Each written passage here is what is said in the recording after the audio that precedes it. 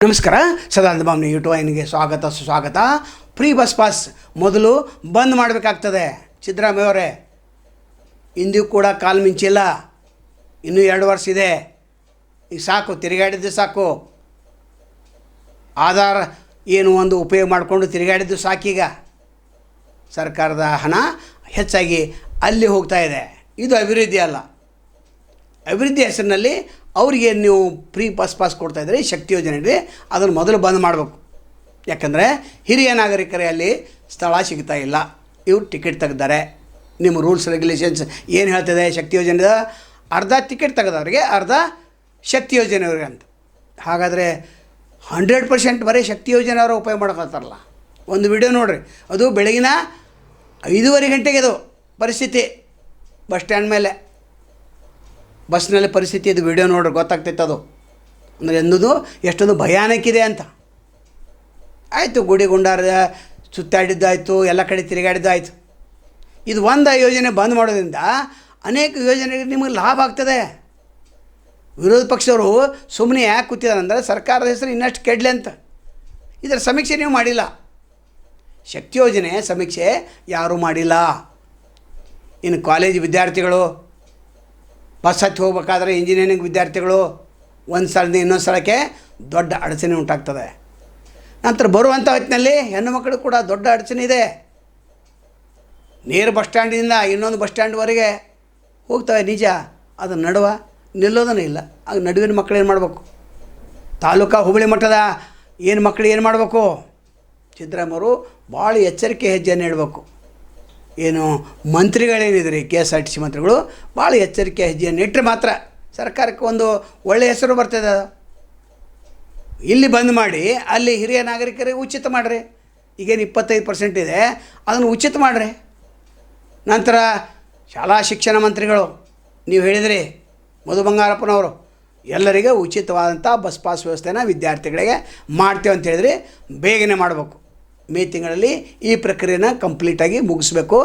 ಮತ್ತು ಮುಖ್ಯಮಂತ್ರಿಗಳು ಕೂಡ ಇದಕ್ಕೆ ಒಂದು ಸ್ಪೆಷಲ್ ಮೀಟಿಂಗ್ ಕರಿಬೇಕು. ನಿಮ್ಮ ಸಚಿವರೇ ನಿಮ್ಮ ವಿರುದ್ಧ ಇದ್ದಾರೆ, ನಿಮ್ಮ MLAಗಳ ನಿಮ್ಮ ವಿರುದ್ಧ ಇದ್ದಾರೆ.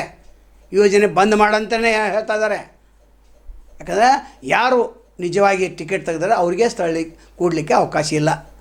ಇನ್ನು ಕಂಡಕ್ಟರ್ ಪರಿಸ್ಥಿತಿ, ಅವ್ರು ಎಷ್ಟೋ ಜನರಿಗೆ ಮೆಮೊ ಕೊಟ್ಟಿದ್ದಾರೆ. ನೀವು ಆಧಾರ ಅಂತ ತೋರಿಸ್ತಾರೆ, ಆಧಾರ ಇರೋದಿಲ್ಲ, ಮನೆಯಲ್ಲಿ ಇರ್ತೈತೆ ಅದು. ಆವಾಗ ನೀವು ಬಂದು ಹಿಡಿತೀರಿ, ಮುಂದೆ ಮೆಮೊ ಕೊಡ್ತಾರೆ.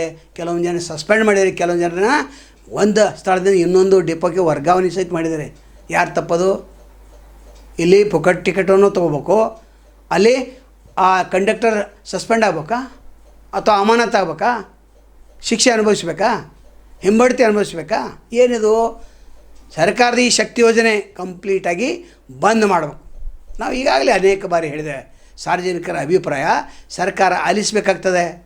ಆದರೆ ಯಾರೂ ಡಿಪೋ ಮ್ಯಾನೇಜರ್ ಈ ವಿಷಯವನ್ನು ಹೇಳ್ತಾನಿಲ್ಲ ಸರ್ಕಾರಕ್ಕೆ. ಮಂತ್ರಿಗೂ ಕೂಡ ಗೊತ್ತಿಲ್ಲ. ಎಲ್ಲ ಸರಳವಾಗಿ ನಡೆದಿದೆ ಅಂತ ತಿಳ್ಕೊಂಡಾರೆ ಅವರು. ಶಕ್ತಿ ಯೋಜನೆ ಬಗ್ಗೆ ಸರಳವಾಗಿ ಯಾವುದೂ ನಡೆದೇ ಇಲ್ಲ. ಅಂದಾಜಿಂದ ವ್ಯವಹಾರ ನಡೆದಿದೆ. KSRTCಯಲ್ಲಿ ಬಸ್ ಸ್ಟ್ಯಾಂಡ್ಗೆ ಹೋಗಿ ನೋಡಲ್ಲ, ದೊಡ್ಡ ಜಾತ್ರೆ, 50,000 25,000 ಜನ ಒಂದೊಂದು ದೊಡ್ಡ ದೊಡ್ಡ ಬಸ್ ಸ್ಟ್ಯಾಂಡಲ್ಲಿ. ಇನ್ನು ಹುಬ್ಬಳ್ಳಿ ಮಟ್ಟದಲ್ಲಿ 100ರಿಂದ 200 ಬಸ್ಸನ್ನು ನಿಲ್ಲೋದಿಲ್ಲ. ನೇರವಾಗಿ ಒಂದು ಊರಿಂದ ತುಂಬಿ ಹೋಯ್ತಂದರೆ ಇನ್ನೊಂದು ಕಾಲೇಜ್ಗೆ ಅಲ್ಲಿ ಎಂಡದು ನಡುವಿದ್ದಂಥ ವಿದ್ಯಾರ್ಥಿಗಳ ಪರಿಸ್ಥಿತಿ ಹೈರಾಣಾಗಿ ಹೋಗಿದ್ದಾರೆ. ಮನೆಗೆ ಸಂಜೆ ಹೊತ್ತು ಹೆಣ್ಣುಮಕ್ಕಳು ಏನು ಶಿಕ್ಷಣವನ್ನು ಮುಗಿಸ್ತಾರೆ, ಬರುವಂಥ ಹೊತ್ತಿನಲ್ಲಿ ವಿಳಂಬ ಆಗ್ತದೆ. 1 ಗಂಟೆ 2 ಗಂಟೆ 3 ಗಂಟೆ. ಸರ್ಕಾರ ಇದಕ್ಕೆ ಕಾರಣ, ಬೇರೆ ಯಾರೂ ಅಲ್ಲ. ಹೀಗಾಗಿ ಶಕ್ತಿ ಯೋಜನೆ ನೀವು ಬಂದ್ ಮಾಡಿರಿ ಅಂತಂದ್ರೆ, ಅಥವಾ ಅರ್ಧ ಮಾಡಿರಿ, ಸ್ತ್ರೀಯರಿಗೆ ಅರ್ಧ ಮತ್ತು ಪುರುಷರಿಗೆ ಅರ್ಧ. ಇನ್ನು ಸ್ಮಾರ್ಟ್ ಕಾರ್ಡ್ ಮಾಡ್ತೇವೆ ಅಂತ ಹೇಳಿದ್ರಿ, ಎಲ್ಲಿದೆ ಸ್ಮಾರ್ಟ್ ಕಾರ್ಡ್ ನಿಮ್ಮದು? ಒಂದು ಇಂದಿರಾ ಕಿಟ್ ಕೊಡಲಿಕ್ಕೆ ಆಗಲಿಲ್ಲ. ಎಂಥ ಸರ್ಕಾರ ನಡೆಸತ್ತೀರಿ ನೀವು? ಮಾನ ಮರ್ಯಾದೆ ಏನೂ ಇಲ್ಲ. ಜನವರಿ ಕೊಡ್ತೇವೆ ಅಂತಂದರೆ ಇಂದಿರಾ ಕಿಟ್ಟ ಇಂದಿಗೂ ಕೂಡ ಇಲ್ಲ. ಈ ವಿಷಯಕ್ಕೆ ಬರೋಣ. ಶಕ್ತಿ ಯೋಜನೆ ಆದಷ್ಟು ಬೇಗನೆ ಬಂದ್ ಮಾಡಿರಿ ಅಥವಾ ಅರ್ಧ ಮಾಡಿರಿ. ಪುರುಷರಿಗೆ ಅರ್ಧ ಮಾಡಿರಿ. ಮಹಾರಾಷ್ಟ್ರದಲ್ಲಿ ಅರ್ಧ ಇದೆ, ಯಾರೇ ಹತ್ತಲೇ ಅರ್ಧ ಇದೆ. ಹಾಗೆ ಮಾಡಿ. ಇಲ್ಲಿ ಅದೂ ಇಲ್ಲ. ಒಟ್ಟಾರೆ ಜನರ ಏನು ಟ್ಯಾಕ್ಸ್ ಹಣ ಪೋಲಾಗ್ತಾಯಿದೆ. ಇದನ್ನು ಮಂತ್ರಿಗಳು ಹೇಳಿದರು, ಪರಿಶೀಲನೆ ಮಾಡಿರಿ, ಪರಿಷ್ಕರಣೆ ಮಾಡಿರಿ ಅಂತೇಳಿ. ಆದರೆ ಇದಕ್ಕೆ ಇದನ್ನೇ ಇಲ್ಲ. ನಿಮ್ಮ ಕುರ್ಚಿ ಜಗ್ಗಾಟದಲ್ಲಿನ ಕಾಲ ನೂಗ್ತಾಯಿದ್ರಿ. ಇನ್ನು ಇಲೆಕ್ಷನ ತಾಲೂಕ್ ಪಂಚಾಯತ್, ಜಿಲ್ಲಾ ಪಂಚಾಯತ್, ಗ್ರಾಮ ಪಂಚಾಯತ್ ಇಲೆಕ್ಷನ್ ಮಾಡಲಿಕ್ಕೆ ಕೂಡ ನಿಮ್ಮ ಹತ್ತಿರ ಟೈಮ್ ಇಲ್ಲ. ಮತ್ತು ಕೋರ್ಟಿಗೆ ಮನವಿ ಮಾಡ್ತೀರಿ, ಇನ್ನೂ ಸ್ವಲ್ಪ ಕಾಲಾವಕಾಶ ಕೊಡಿ ಅಂತೇಳಿ. ಎಷ್ಟು ಸಲ ಕಾಲಾವಕಾಶ ಕೊಡೋದು? ಬೇಗನೆ ಈ ಸ್ಥಳೀಯ 3 ಸಂಸ್ಥೆಗಳ ಚುನಾವಣೆಯನ್ನು ಬೇಗನೆ ಮುಗಿಸ್ಬೇಕು. ಅಂದಾಗ ಮಾತ್ರ ಸರ್ಕಾರಕ್ಕೆ ಒಳ್ಳೆಯ ಹೆಸರು ಬರ್ತಿದೆ. ಅದು ಇವತ್ತಿನ ವಿಡಿಯೋದ ಮುಖ್ಯ ಉದ್ದೇಶ ಅಂದರೆ ಶಕ್ತಿ ಯೋಜನೆ ಆದಷ್ಟು ಬೇಗನೆ ಬಂದ್ ಮಾಡಬೇಕು. ಹಾಗಾದರೆ 5 ಸ್ಥಿತಿ ಏನಿತ್ತು ಅದು ಸ್ವಲ್ಪ ನೋಡೋಣ.